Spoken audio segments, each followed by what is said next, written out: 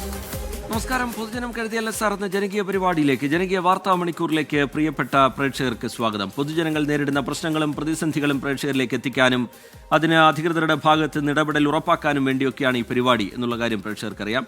ജനകീയ റിപ്പോർട്ടുകൾ ഒരുപാട് കാത്തിരിക്കുന്നുണ്ട്. നമ്മൾ ആരംഭിക്കുന്നു, പുതിയൊരു അധ്യായത്തിലേക്ക് കടക്കുന്നു. പൊതുജനം കരുതിയല്ല സാർ.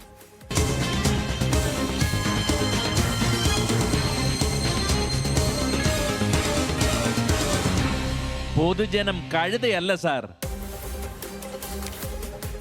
വാഹന ഉടമകൾക്ക് ഇരുട്ടടിയായി സംസ്ഥാനത്തെ പഴയ വാഹനങ്ങളുടെ രജിസ്ട്രേഷൻ ഫീസ് കുത്തനെ കൂട്ടിയിരിക്കുകയാണ് മോട്ടോർ വാഹന വകുപ്പ്.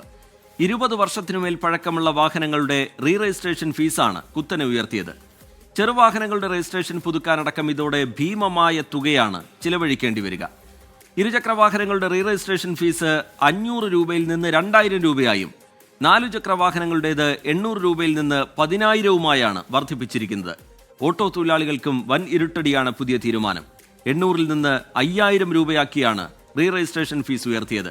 പുതിയ തീരുമാനം സാധാരണക്കാരെ ബാധിക്കുമെന്നാണ് ഉയരുന്ന ആക്ഷേപം. കൗതുകത്തിനായി വിന്റേജ് വാഹനങ്ങൾ കൊണ്ടു നടക്കണമെങ്കിൽ ഇനി റീ രജിസ്ട്രേഷൻ ഫീസിനത്തിൽ കൈ മാത്രമല്ല, ദേഹമാസകലം പൊള്ളും. 20 വർഷങ്ങൾക്ക് മേൽ പഴക്കമുള്ള വാഹനങ്ങൾക്ക് റീ രജിസ്ട്രേഷൻ ഫീസ് വർദ്ധിപ്പിച്ചത് പ്രാബല്യത്തിൽ വന്നു.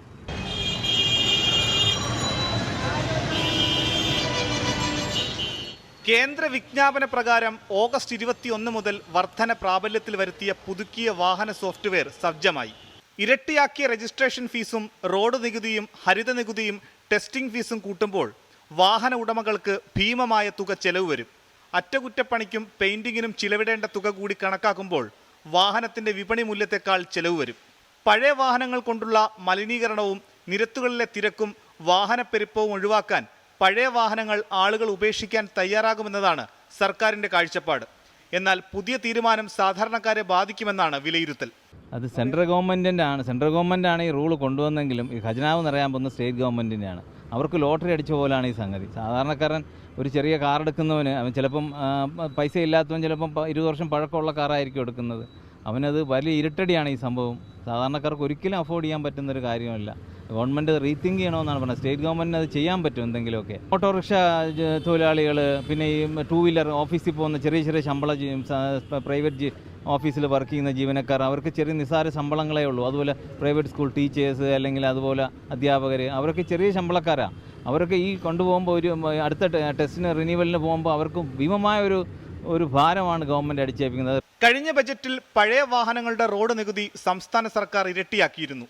ഇരുചക്ര വാഹനങ്ങളുടെ നികുതി 900-ൽ നിന്ന് 1350-ആയും ചെറുകാറുകളുടേത് 6400-ൽ നിന്ന് 9600-ആയും ഭാരവാഹനങ്ങൾക്ക് 1800-ൽ നിന്നും 16200-ആയും വർദ്ധിപ്പിച്ചിരുന്നു. ചെറുകാറുകളുടെ രജിസ്ട്രേഷൻ പോലും പുതുക്കാൻ 20,000-ഓളം രൂപ ആകെ ചെലവ് വരും. ഈ പ്രഹരത്തിന് പിന്നാലെയാണ് ഇപ്പോഴത്തെ ഫീസ് വർധനവ്.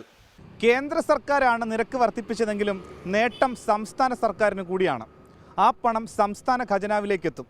സംസ്ഥാന ഖജനാവ് നിറയ്ക്കുന്നതിനപ്പുറം പഴയ വാഹനങ്ങൾ ഒഴിവാക്കാനുള്ള പ്രേരണ കൂടിയാണ് അധിക ഫീസ് ചുമത്തുന്നതിന് പിന്നിൽ.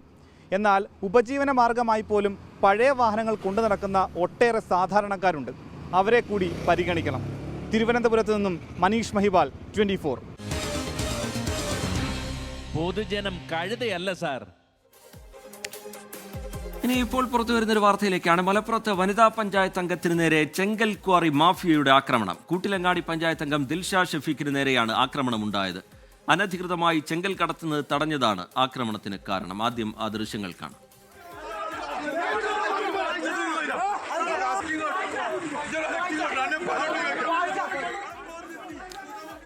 വിപിൻ സി വിജയൻ വിവരങ്ങളുമായി മലപ്പുറത്ത് നിന്ന് ചേരുന്നുണ്ട്. വിപിൻ, ഒരു പഞ്ചായത്ത് അംഗത്തിന് നേരെയാണ് ഈ മാഫിയയുടെ ആക്രമണം ഉണ്ടായിരിക്കുന്നത്. എന്താണ് സംഭവിച്ചത്? എപ്പോഴാണ് ഈ സംഭവം? ഇതിൽ പോലീസിന്റെ ഇടപെടൽ ഉണ്ടായിട്ടുണ്ടോ വിപിൻ?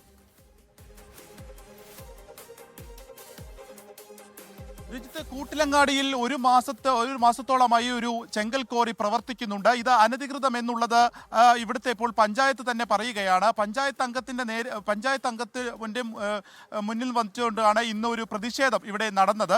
ഈ ചെങ്കൽ കോറിയിൽ നിന്ന് ഇപ്പോൾ 2-3 ലോഡ് ചെങ്കൽ ഇതിനു മുൻപ് തന്നെ പോയിരുന്നു. അത് പോലീസ് തടുക്കുകയും ചെയ്തതാണ്. ഈ കൂട്ടിലങ്ങാടി 4-ാം വാർഡിലെ അംഗം ഇന്ന് ഇത്തരത്തിൽ ചെങ്കൽ അവിടെ നിന്ന് കടത്താൻ ശ്രമിക്കുമ്പോൾ ഈ ലോറിക്ക് മുൻപിൽ ഇരിക്കുകയും അങ്ങനെ പ്രതിഷേധിക്കുകയുമായിരുന്നു. നാട്ടുകാരൊക്കെ സംഘടിച്ച് ഈ ചെങ്കൽ കോറിക്കെതിരെ ഒരു പ്രതിഷേധിക്കുകയായിരുന്നു. ഈ സമയത്ത് 2 കാറുകളിലായി എത്തിയ ഈ കോറിയുടെ ആളുകൾ ഇവരെ ഉപദ്രവിച്ചു എന്നുള്ളതാണ് ഈ പരാതി. കൈപ്പിടിച്ച തിരിച്ച ഉൾപ്പെടെയുള്ള ഒപ്പം തന്നെ ഈ പഞ്ചായത്ത് അംഗത്തിനെ അവിടെ നിന്നും മാറ്റുന്നതിന് വേണ്ടി അവരെ വലിച്ചിഴച്ചു എന്നൊക്കെയാണ് പരാതിയായി പറഞ്ഞിട്ടുള്ളത്. ഇപ്പോൾ മലപ്പുറം പോലീസ് ഇതിൽ ഇടപെടുകയും മലപ്പുറം പോലീസ് പരാതി രേഖപ്പെടുത്തുകയും ചെയ്തിട്ടുണ്ട്.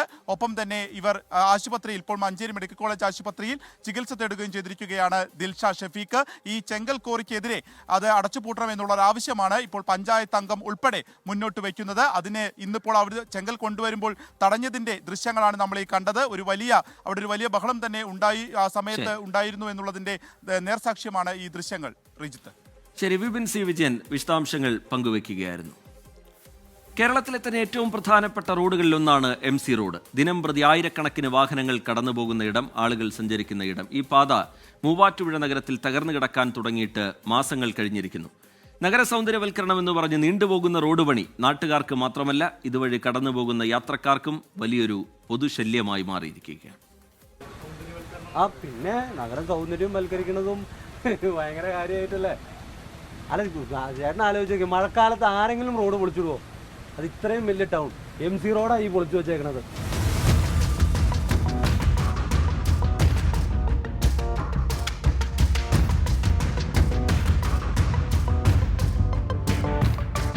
വളരെ പ്രസിദ്ധമായ ഒരു പരസ്യവാചകമുണ്ടല്ലോ, ഈ നാടിന് ഇതെന്ത് പറ്റി?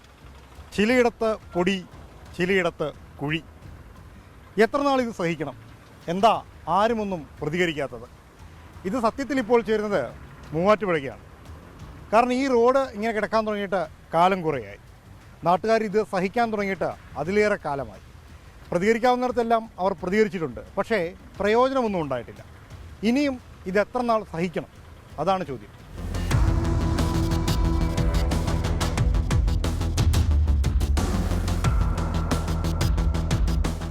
മാസങ്ങൾ പിന്നിടുകയാണ് ഈ നഗരം ഇങ്ങനെ കിടക്കാൻ തുടങ്ങിയിട്ട്. മൂവാറ്റുപുഴ നഗരം ആരംഭിക്കുന്ന ഇടം മുതൽ അവസാനിക്കുന്ന ഭാഗം വരെ റോഡ് കുത്തിപ്പൊളിച്ചു. പകരമൊരുക്കിയ റോഡുകൾക്ക് MC റോഡിനെ ആശ്രയിക്കാവുന്ന വാഹനങ്ങളെ താകാനുള്ള ശേഷിയുമില്ല. നഗരത്തിൽ ഉടലെടുക്കുന്ന ബ്ലോക്ക് മണിക്കൂറുകൾ നീളുന്നതാണ്. 2018 പ്രളയത്തിൽ 1300ഓളം സ്ഥാപനങ്ങളിൽ കോടിക്കണക്കിന് രൂപയുടെ നഷ്ടം. കാരണം അന്ന് ഓണവും പെരുന്നാളും റംസാനും ഒന്നിച്ചു വന്ന സമയത്ത് ഏറ്റവും കൂടുതൽ സ്റ്റോക്ക് എടുത്ത മാർക്കറ്റ് ഏരിയയിൽ കോടികൾ നഷ്ടപ്പെട്ടു. അതിനുശേഷം 19 ഒരു പ്രളയവും വന്നു. അതിനുശേഷം കോവിഡ് 2 കൊല്ലം കഴിഞ്ഞ് 2022 തുടങ്ങിയ റോഡ് പണിയാണിത്. ഇതൊന്ന് ചാനൽ നോക്കിയാൽ 1.5 കിലോമീറ്റർ നീളമുള്ള ടാറിങ് ചെയ്യാനായിട്ട് നിലവിൽ 3 വർഷത്തിലോട്ടായി. കച്ചവടക്കാർ മാത്രമല്ല, കൊച്ചി അന്താരാഷ്ട്ര വിമാനത്താവളത്തിലേക്ക് പോകേണ്ടവർ, കേരളത്തിൻ്റെ വിവിധ ഭാഗങ്ങളിലേക്ക് യാത്ര ചെയ്യുന്നവർ, നഗരവാസികൾ, പരിസരവാസികൾ, പലർക്കും ഇതല്ലാതെ മറ്റ് വഴികളില്ല എന്നുള്ളതാണ്. സഹിക്കുക തന്നെ. റോഡിൻ്റെ ടാറിങ് ഇപ്പോൾ തുടങ്ങുമെന്ന് പറഞ്ഞപ്പോഴാണ് പാലത്തിനടുത്ത് ഗർത്തം രൂപപ്പെട്ടത്. അതോടെ പാലവും അടച്ചു, കുരുക്കും മുറുകി. 50-56 വർഷം മുമ്പ് ഇട്ടിട്ടുള്ള ഒരു ഡ്രെയിൻ, ഇതിൻ്റെ അടിയിലൂടെ വളരെ താഴെയൂടെ പോകുന്ന ഒരു ഡ്രെയിനിൻ്റെ സ്ലാബ് ഇടിഞ്ഞ് അതിലൂടെ മണ്ണ് ഒലിച്ച് പുഴയിലേക്ക് പോയതിൻ്റെ ഭാഗമായിട്ടാണ് ഗർത്തമുണ്ടായത്. അപ്പോൾ അവിടം വരെ കുഴിച്ച് ചെന്ന് ആ സ്ലാബ് കണ്ടെത്തി റീപ്ലേസ് ചെയ്യാനുള്ള പരിശ്രമമാണ് നടത്തിക്കൊണ്ടിരിക്കുന്നത്. 20 വർഷത്തിലേറെയായി മൂവാറ്റുപുഴ നഗരവികസനം എന്ന പദ്ധതി മുന്നോട്ട് വയ്ക്കുന്നുണ്ട്. ഒടുവിൽ മഴക്കാലത്താണ് ഇതിനെല്ലാം അരങ്ങുണ്ടായത്. ടാറിങ് ആരംഭിച്ചു എന്ന് പറയുമ്പോഴും എന്ന് പഴയപടിയിലാകും എന്ന് ആർക്കും ഉത്തരവുമില്ല. ആ ചെറിയൊരു സ്പാനർ കിട്ടിയാൽ ഇപ്പം ശരിയാക്കി തരാമെന്ന് 2024 ഡിസംബറിൽ പറഞ്ഞതാണ്. അങ്ങനെ ഡിസംബർ എല്ലാം കഴിഞ്ഞ് അടുത്ത ഡിസംബർ ആകാറായി. ഇപ്പോഴല്ല, ഇതിനി എപ്പോഴെങ്കിലും ശരിയാകുമോ എന്നുള്ളതാണ് MC റോഡ് ഉപയോഗിക്കുന്ന ആയിരക്കണക്കിന് ആളുകളുടെ ചോദ്യം. മൂവാറ്റുപുഴ നഗരം ഒഴിവാക്കാതെ യാത്ര ചെയ്യേണ്ടവർ മണിക്കൂറുകൾക്ക് മുന്നേ പുറപ്പെടുന്നതായിരിക്കും നല്ലത്. അല്ലെങ്കിൽ നഗരവികസനത്തിൽപ്പെട്ട് ഒരു പക്ഷേ നിങ്ങളും ഇവിടെ കുടുങ്ങിക്കിടന്നേക്കാം.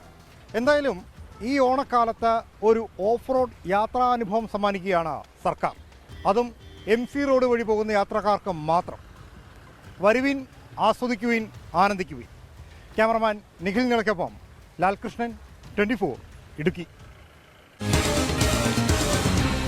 പൊതുജനം കഴുതയല്ല സാർ.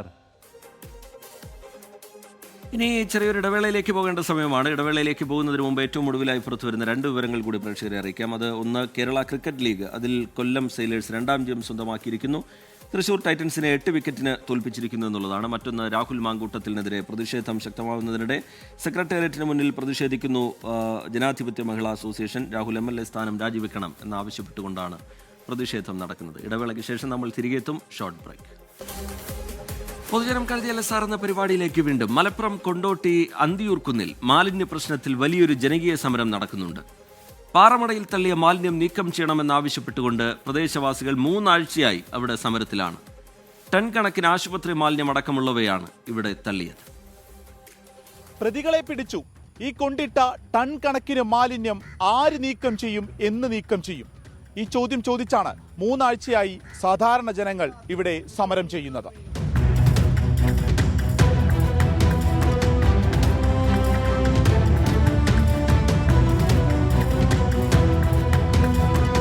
മാലിന്യം കൂട്ടമായി തള്ളാൻ പറ്റിയ ഇടമായി പാറ പൊട്ടിച്ചു കഴിഞ്ഞ ക്വാറികൾ ഉപയോഗിക്കുന്നത് കൊണ്ടോട്ടി മേഖലയിൽ തന്നെ വ്യാപകമാണ്. അങ്ങനെയാണ് അന്തിയൂർക്കുന്നിലെ പാറമടയിലും മാലിന്യ ലോറികൾ ഓഗസ്റ്റ് 3 എത്തിയതും ടൺ കണക്കിന് ആശുപത്രി മാലിന്യം ഉൾപ്പെടെ തട്ടിപ്പോയതും. കോഴിക്കോട് സ്വദേശി ഒരു ലോഡിന് 80,000 രൂപയ്ക്കാണ് മാലിന്യം കളയാൻ കരാറെടുത്തത്. പിന്നീട് 20,000 രൂപയ്ക്ക് ക്വാറിയിൽ തട്ടാൻ സബ് കരാർ നൽകി. ഇങ്ങനെ നേടുന്നത് ലക്ഷക്കണക്കിന് രൂപ. സബ് കോൺട്രാക്ട് എടുത്ത അസിമുദ്ദീൻ എന്നയാളെ കൊണ്ടോട്ടി പോലീസ് അറസ്റ്റ് ചെയ്തിരുന്നു. പ്രതികൾ പിടിയിലുമായി. ഇനി മാലിന്യം ആര് മാറ്റും? ഉത്തരവാദിത്തം ആരുമേൽക്കാനില്ല. നാട്ടുകാർ നടത്തുന്ന സമരം 3 ആഴ്ച പിന്നിട്ടു. എത്രയും പെട്ടെന്ന് ഇത് പൂർണ്ണമായും മാലിന്യം മുഴുവനായിട്ടും മാറ്റണം എന്നുള്ളതാണ് ഞങ്ങളുടെ സമരസമിതിയുടെ ആവശ്യം. പ്രദേശത്തുള്ള കുട്ടികൾക്കും മുതിർന്ന ആളുകൾക്കൊക്കെ ചുറ്റുപാടുള്ള എല്ലാവർക്കും പനികൾ ഇപ്പോൾ ബാധിച്ചു വരുന്നുണ്ട്. അപ്പോൾ അത് ആ വലിയൊരു ആശങ്ക നിലവിൽ ഞങ്ങളെടുത്തുണ്ട്. പാറമടയുടെ ഉടമയുടെ അനുമതിയോടെയാണ് മാലിന്യം തള്ളിയത് എന്നുള്ളത് കൊണ്ട് ഇവർക്ക് 50,000 രൂപ പിഴയിട്ടിരുന്നു. എന്നാൽ ക്വാറി നടത്തിപ്പ് ഷെയറിലൂടെയാണെന്നും ഒരാൾ മാത്രം ഉടമയാകില്ലെന്നുമുള്ള വാദം ഇയാൾ ഉന്നയിക്കുന്നു. ഒരു ലോഡ് മാലിന്യം ഇവിടെ നിന്ന് മാറ്റാൻ തന്നെ 75,000-ഓളം രൂപ ചെലവ് വന്നു. കുറച്ചു ലോഡുകൾ പഞ്ചായത്തിന്റെ നേതൃത്വത്തിൽ എടുത്തുമാറ്റി. വലിയ സാമ്പത്തിക ബാധ്യത വരുമെന്നാണ് പുളിക്കൽ പഞ്ചായത്തും പറയുന്നത്. എന്നാൽ ഇട്ടവരെ കൊണ്ട് തന്നെ മുഴുവൻ ഇവിടെ നിന്നും മാറ്റുന്നതിനു വേണ്ട നടപടികൾ കാര്യക്ഷമമായി എടുത്തില്ല എന്നുള്ള പരാതിയും ജനങ്ങൾ പറയുന്നു. ഈ മാലിന്യം കാരണം ഈ നാട്ടിലെ ജനങ്ങൾ മൊത്തം ബുദ്ധിമുട്ടിലാണ്. ഈ മാലിന്യം ഇതിന് തൊട്ട് താഴെയുള്ള 50ഓളം വീട്ടുകാർ ഉപയോഗിക്കുന്ന ഒരു പൊതു കിണറുണ്ട്. അതുപോലെ പരിസരവാസികൾ നിരവധി കിണറുകൾ. ഈ കിണറുകളിലേക്ക് ഇതിത്തെ മാലിന്യം ഈ മാലിന്യം കലർന്ന വെള്ളം ഒഴുകി വരുന്നു എന്ന് ഞങ്ങളെല്ലാവരും ഭയപ്പാടിലാണ്. ഒരു കാര്യം ഉറപ്പാണ്, പിഴത്തുക വളരെ കുറവാണ്. നാട്ടുകാരെ ദുരിതത്തിലാഴ്ത്തി ലക്ഷങ്ങൾ നേടുമ്പോഴും പിഴ തുച്ഛമായ തുക മാത്രം. കുന്നോളം മാലിന്യങ്ങൾ മഴവെള്ളം കൂടി തട്ടി ദുർഗന്ധം വമിച്ച് ചീഞ്ഞു കിടക്കുകയാണ്. ഇത് കുടിവെള്ളത്തിൽ കലരുമോ എന്നും രോഗങ്ങൾ വരുമോ എന്നുള്ള ഭീതി ഓരോ ദിവസവും കൂടി വരികയാണ്. ജനങ്ങൾ ചോദിക്കുന്ന ചോദ്യങ്ങളിൽ, അവർ ഉന്നയിക്കുന്ന വിമർശനങ്ങളിൽ കാര്യമുണ്ട്. എത്ര നാൾ ഈ മാലിന്യം ഇവർ പേറണം? അതുകൊണ്ട് തന്നെ ശക്തമായ നടപടിയാണ് ഇവിടെ ആവശ്യം. വിപിൻ സി വിജയൻ, 24 മലപ്പുറം. പൊതുജനം കഴുതയല്ല സാർ. ഈ റിപ്പോർട്ടോടെ പൊതുജനം കഴുതിയല്ല സാർ എന്ന പരിപാടിയുടെ ഇന്നത്തെ അധ്യായം ഇവിടെ പൂർത്തിയാവുകയാണ്. ഇനി 24 റൗണ്ട് അപ്പാണ്. പ്രേക്ഷകർക്കൊപ്പം പ്രജിൻ സി കണ്ണനെത്തും. നമസ്കാരം.